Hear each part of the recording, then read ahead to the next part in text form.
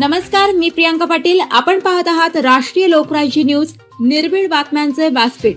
आज आपण दिवसभरामध्ये घडणाऱ्या घडामोडींवर नजर टाकूया. चला पाहुणं, आपल्याला जायचंय. पण कुठे जायचंय? टाकळी ढोकेश्वरच्या हॉटेल वैष्णवी मध्ये जायचंय. म्हणतात तिथे खूप छान जेवण मिळतं. चला तर मग जाऊया. पारनेर तालुक्यातील टाकळी ढोकेश्वर येथील सुप्रसिद्ध हॉटेल म्हणजे वैष्णवी हॉटेल.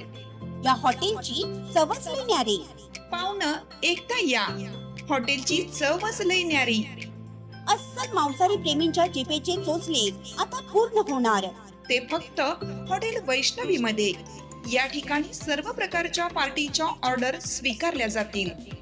प्रोप्रायटर संतोष रंगनाथ ठाणगे.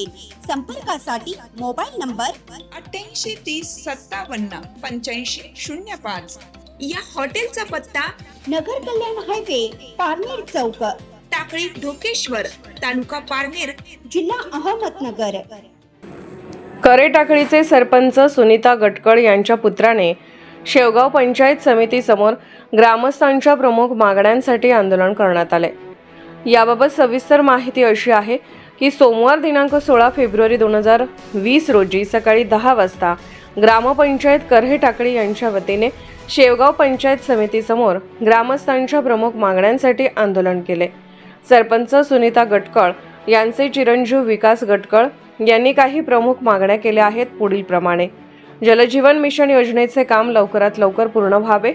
करे टाकळी तालुका शेवगावातील येथील व्यक्ती गावालगत असलेल्या शेवगाव पैठण मुख्य रस्त्याच्या पलीकडे त्यांना विविध योजनांचा लाभ मिळावा. प्रधानमंत्री घरकुल योजना, रमाई घरकुल योजना लाभार्थ्यांना घरकुलासाठी पैसे उपलब्ध करून द्यावेत, अशी माहिती गटकळ यांनी दिली. मी विकास गटकळ करे टाकळी गावातील जलजीवनचे कामाविषयी आज पंचायत समितीसमोर आम्ही सर्व सरपंच, करे टाकळीतील उपसरपंच, ग्रामपंचायत सदस्य व सर्व आमची बॉडी आम्ही आंदोलन हा इशारा दिला होता. आज आम्ही आंदोलन करत आहोत.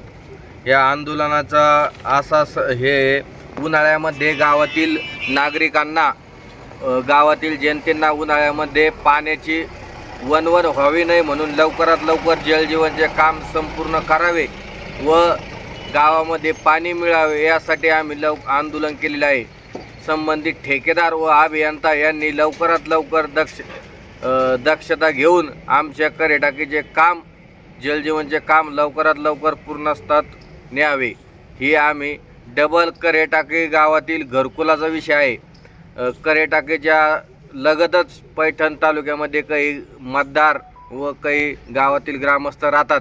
त्यांचं सर्व आधार कार्ड ते सर्व करे टाकीचे आहे, पण राहण्यासाठी त्यांचा उतारा व 7/12 पैठण तालुक्यात येत आहे. त्यांना बी घरकुल, गायगोठा, विहीर व इतर योजनेचा लाभ मिळावा यासाठी आम्ही आंदोलनाला बसलो आहे. लवकरात लवकर आमच्या मागण्या मान्य झाल्या पाहिजे ही माझी विनंती आहे.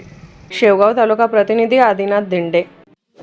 ताज्या बातम्यांसाठी आणि अपडेट्ससाठी राष्ट्रीय लोकराज्य न्यूज चॅनलला सबस्क्राईब करा, तसेच लाईक आणि शेअरही करा.